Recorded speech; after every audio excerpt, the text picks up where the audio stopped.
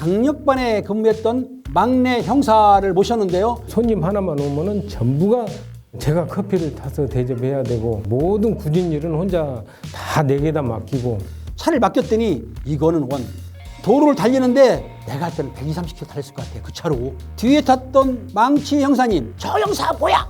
그 살인면허가 누가 있습니까? 정 형사님이 있었습니다. 그래서 왜 그때 운전하시면서 가까이 붙는 걸 좋아했어요?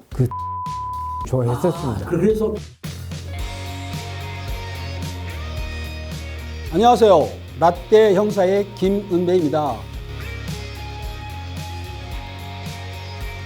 지난번에는 라떼 형사가 아닌 명탐정 은배 어떠셨나요?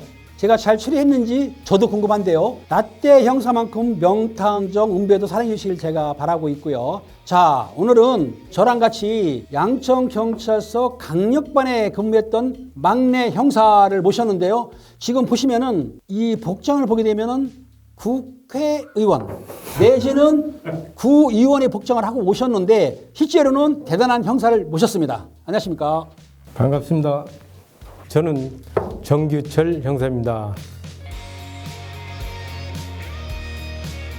우리 정규철 형사님이 간략하게 자기의 경력을 한번 우리 희망이들한테 소개를 부탁드릴게요. 저는 강력해서 근무를 하다가 불의의 사고로 몸을 잘 쓰질 못하게 돼가지고 지역경찰로 나가서 근무를 하다가 관제센터를 거쳐서 마지막에는 지구대장으로 3년간 근무를 하고 재작년에 경찰을 37년간 근무하고 정년 퇴임을 했습니다.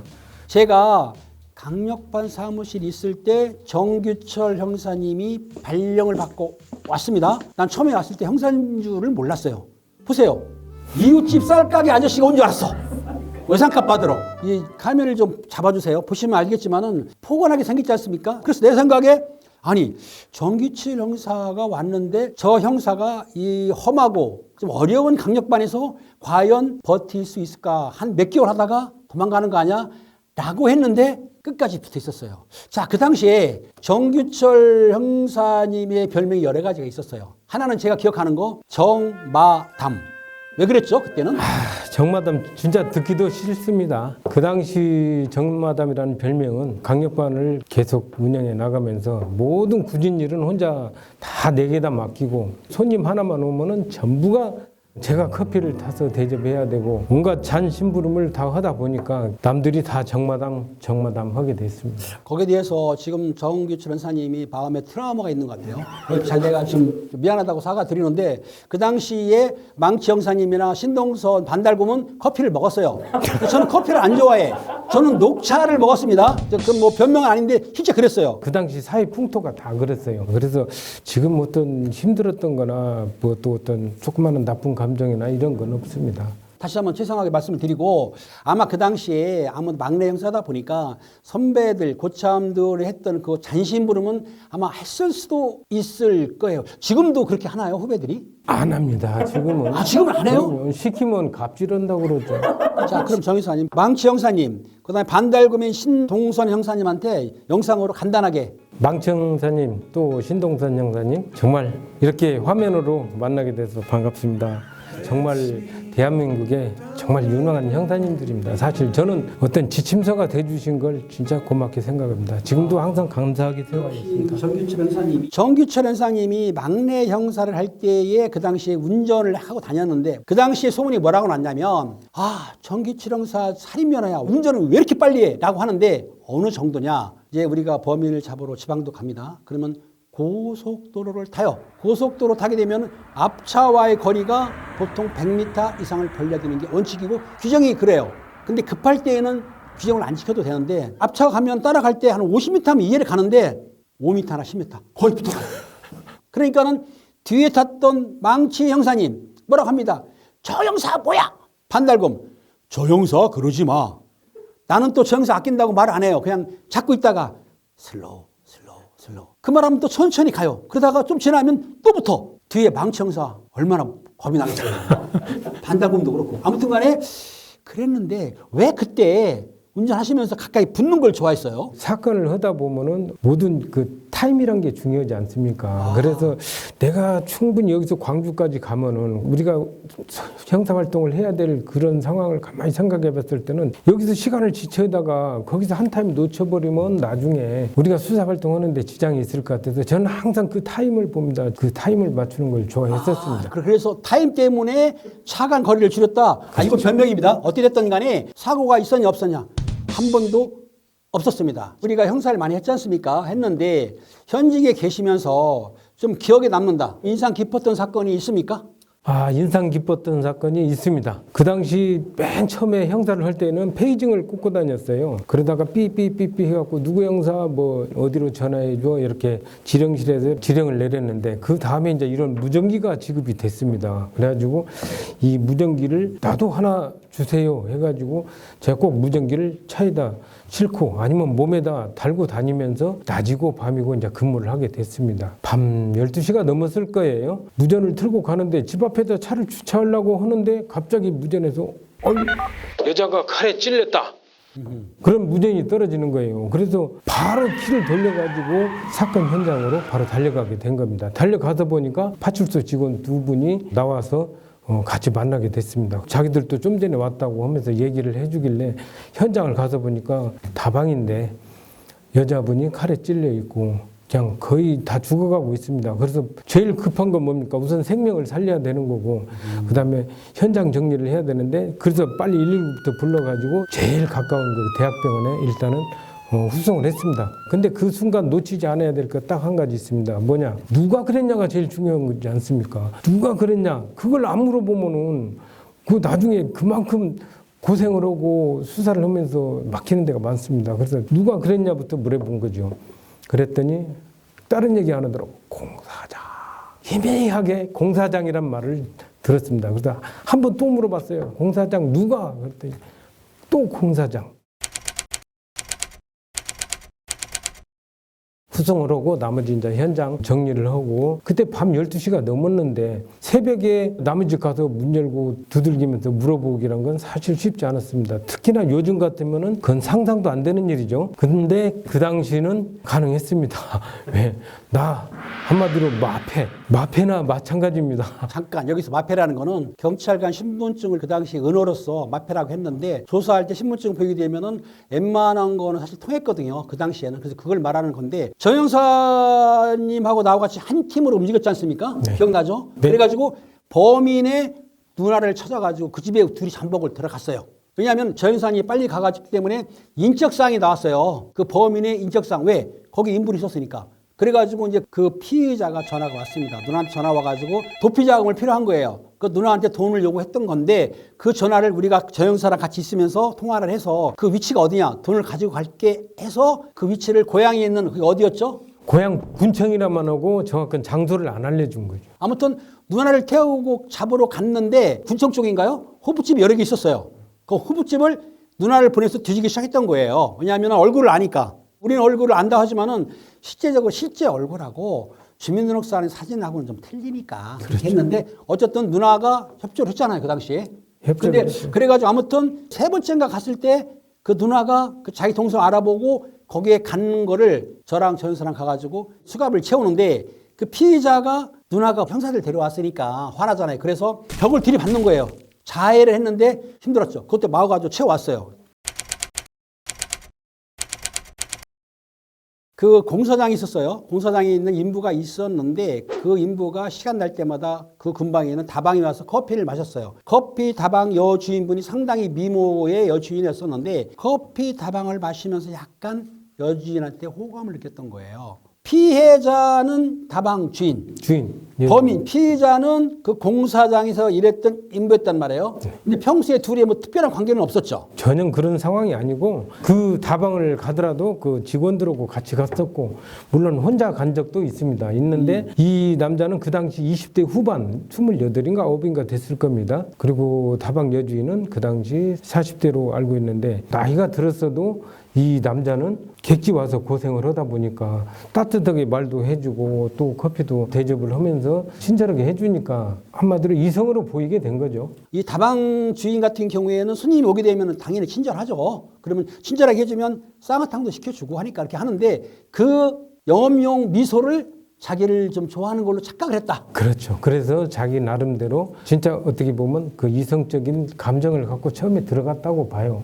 늦은 시간에 와서 문 닫고 가려고 하는데 들어온 거예요. 그렇죠. 네, 들어와가지고 앉아보라고 해서 나 차 한 잔만 마시고 가겠다 해가지고 평소 또 친하게 대접을 하고 했으니까는 아니 그러면 뭐 차 한 잔 마시고 가라 하고 여주인이 차 한 잔 가지고 오니까 흑심을 품고 이제 들어가게 된 거죠. 이 남성이 오해를 해서 그 늦게 시간, 그 당시에 커피 다방이 12시에 끝나나요? 11시 반쯤에 끝났죠? 아니 11시 안에 끝났습니다. 그렇죠. 가서 말을 안 들으니까 흉기를 가지고 협박을 해서 성폭행을 한 뒤에 금품을 뺏은 뒤에 도망가는 게 아니고 이 여자가 얼굴 하니까 신고하겠네? 갖고 있던 흉기로 죽이려고 찔른 거예요, 사실은. 그 피의자는 우리가 체포를 했는데 그 당시에 피해자의 상처가 상당히 심했기 때문에 사실은 죽을 거라고 예상을 했어요.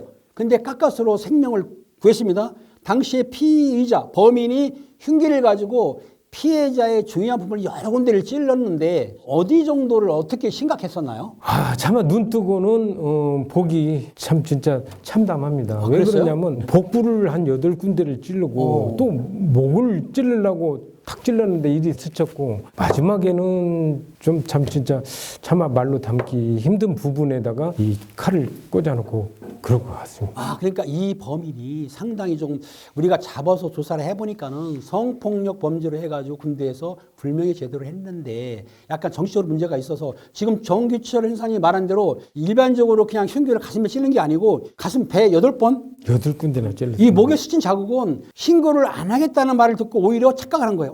이 여자가 얼굴 하니까 신고하겠네? 라고 해서 죽이려고 했는데 본인이 찌를 때 눈을 감고 찌르기 때문에 목을 스친 거예요. 그리고 중요 부분에 흉기를 찔러놓고 도주한 거잖아요. 네. 당연히 죽을 줄 알았죠. 살은 거잖아요. 더군다나 복부를 8군데에 찔렀는데 누가 봐도 그 살았다는 것은 기적입니다. 기적인데 우리 장이 어떻게 생겼습니까? 꼬글꼬글 이렇게 됐지 않습니까? 근데 다행히 칼이 들어갈 때에 딱 미끌려서 장기 사이사이로 들어가고 해가지고 운 좋게 아, 8번을 찔렀는데도 불구하고 치명타가 안 난 게 칼을 찔렀을 때 교묘하게 그 대장과 소장 사이에 그 사이사이를 들어갔다. 그렇죠. 그거 어떻게 부검의도 아닌데 확인했어요? 아니 저는 알고 있죠. 왜 그러냐? 대학병원에 옮겼을 때 옮겼는데 야간이라 12시도 못 자는 사건이 그랬는데 당직 의사들만 있고 절개하는 그 기술자 의사들이 전문의가 없었고 당직 의사만 있었다. 그 당시로서 대학병원이라도 그렇게 흔치 않았습니다. 그러다 보니까 거기서 못 얻었다고 해가지고 가만히 보니까 관내에서 제일 복귀하는데 수술에 전문가가 있었습니다. 신정동에 있는 그저 모 병원. 모 병원. 네.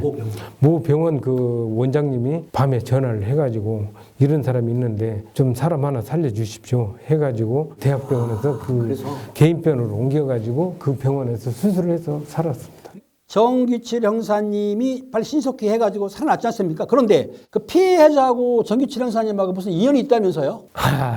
글쎄 이 자리에서 밝혀야 될지는 모르지만은 태권도 지도자 같은 동기입니다. 누가 동기예요? 피해자의 남편분.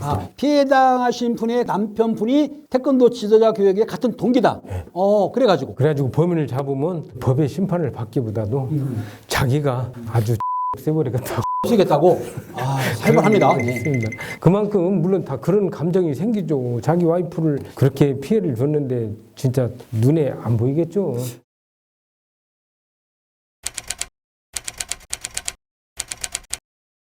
그 당시에 또 한 번 말씀드릴 건 뭐냐면 그 피의자가 있는 고양시를 갈 때 그때 신월동인가 뭐 신정동인가 집이 그랬죠. 그 누나네가. 근데 거리가 좀 있어요. 아무래도 운전은 제가 잘하지만은 그 살인면허가 누가 있습니까? 정형사님이 있었습니다. 그래서 그 거리를 달려가야 되는데 그때 차가 뭐였냐면은 쏘땅땅이에요. 그 차를 이 정형규칙 형사님 운전을 어떻게 잘하는지 아시죠? 아까 말했잖아요. 레이스 선수라고. 차를 맡겼더니 이거는 내 차가 좋은 차도 아니에요. 그 당시에 좀 낡은 차인데 그 도로를 달리는데 내가 할 때는 120, 30km 달렸을 것 같아요. 그 차로. 그러니까 그 말이 맞아요. 신속하게 몰고 갔기 때문에 그 피해자가 기다리다가 안 오면 가려고 했던 것 같아. 근데 빨리 가니까 빨리 잡은 거예요. 요럴 때는 써먹을 수가 있더라. 그러니까 범인을 잡으러 갈 때라든지 피해자의 생명이 위급할 때는 제가 정규철 형사님이 과속하거나 살인면허 인정을 합니다. 하지만 일반적으로 할 때에는 교통을 준수해서 과속하지 않아야 되는데 요즘도 과속을 하십니까? 저는 법규에 조금 더 어긋나게 운전 안 합니다. 과속은 법규 위반 아니에요? 제일 중요한 게 중앙선 침범, 신호 위반, 그다음에 칼치기 뭐 이런 거 자체를 해본 적이 없어요. 그럼 수사할 때만 약간 위반한다? 수사할 때는 참 진짜 그 사건 해결하는 게 중요하고 또 그것도 뭐 아무 때나 하는 것도 아니고 일단 전화가 걸려왔다든지 그다음에 그 범인이 움직이고 있는 상황을 머릿속에 생각했을 때 계산을 해봅니다. 해가지고 정말 그 시간에 현장에 도착하지 않으면 안 됐을 때 그럴 때만 부득이하게 자 이렇게 형사들이 자기 편한 대로 생각을 합니다. 어떻든 사실은 수사 목적으로 약간 교통 위반해도 인정이 되는 거기 때문에 그렇게 했는데 실제로는 사생활에서는 절대로 그 위반을 안 하시잖아요. 지금도 저는 어디 정말 딱지 한 장 안 날라오지 않습니까? 그거 조회해봐도 됩니까? 예, 해보세요. 딱지 한 번 안 끊었어요? 예. 특이한 분이네. 그렇게 해서 그 다방 사건의 피해자도 무사히 생명을 구했고 그 후로 일상생활도 했고 그 남편분하고도 관계가 있는데 지금은 연락은 안 하지만 그 당시에는 서로 이제 결혼했던 것 같아요. 다 무사히 끝났고 피의자 범인은 체포를 해서 검찰에 송치한 다음에 재판에 가서 재판받고 교도소에서 생활을 했기 때문에 지금은 나왔을 수도 있겠네요. 시간상. 지금 나왔을 겁니다. 그 사람이 어떻든 간에 그 반성을 하고 피해자한테 미안함만 갖고 나와서 사회에 잘 적응을 하기를 저는 진심으로 바라고 있습니다. 자, 그러면 지금까지 여러 말씀을 나눴는데 강도들이 그 당시에 많았지 않습니까? 네. 그러니까 형사하시면서 강도들 많이 봤을 건데 강도를 당하지 않으려고 한다면 어떤 방법이 있을까요? 뭐 특별한 방법은 없습니다. 피해를 안 당하고 살 수는 없는 거지만은 최대한 방지할 수 있는 방법은 일단은 관심입니다. 관심이 없어요, 사람들이. 관심. 매스컴이나 사건이나 이런 거에 대해서 좀 관심 있게 보고 거기에 대해서 나름대로 어떤 대책도 강구를 하게 되고 또 우리가 필요한 어떤 호루라기를 갖고 다닌다든지 호루라기. 예, 아니면은 막말로 요즘 같은 때는 좋은 세상 아닙니까? 비상벨 같은 것도 충분히 활용할 수 있고 이 내가 피해를 당하지 않으려고 뭔가 조금은 노력도 해야 됩니다. 관심, 노력. 그다음에 주의 깊게 항상 주변을 살펴볼 수 있어야 됩니다. 그럼 정 형사님이 권총을 살 수는 없는데 가스 분사기 같은 거는 괜찮겠지 않을까요? 가스 분사기도 뭐 뺏기면 그만이고 저희 같은 사람은 가스 분사기 안만 쏴도 뭐 그 끔찍도 안 합니다. 정 형사님은 가스 분사기를 쓰는데 끄떡도 안 한다. 가까워서 그냥 쏴보게. 끄떡 안 해요? 괜찮습니다. 저희는. 정 형사님이 말하는 건 관심을 갖고 비상벨이라는 거는 누르게 되면 소리가 크게 나는 게 있습니다. 그런 것도 필요한 것 같네요. 자, 오늘 정규철 형사님이 라떼 형사에 처음 나오셨는데 오늘 라떼 형사에 나와가지고 이렇게 해보시니까 감상이 어떻습니까?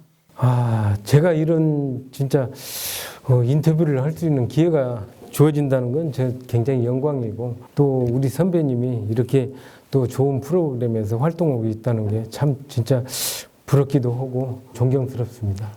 우리 정 형사님이 옛날보다 이 립서비스가 많아지고 말하는 거 보니까 외모를 봐서는 완전히 구이호는 맞아요.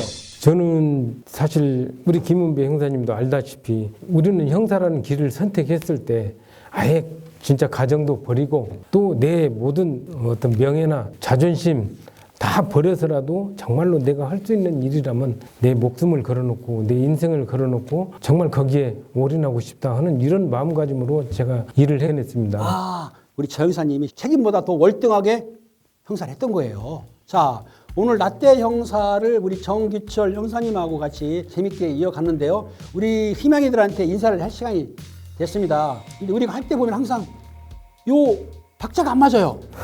그래서 이거는 제가 희망이들 안녕 그러면은 내 머리 숙이는 걸 보고 따라서 하세요. 네. 우리 희망이들 감사합니다. 감사합니다. 안녕. 안 맞네. 그래서 이거는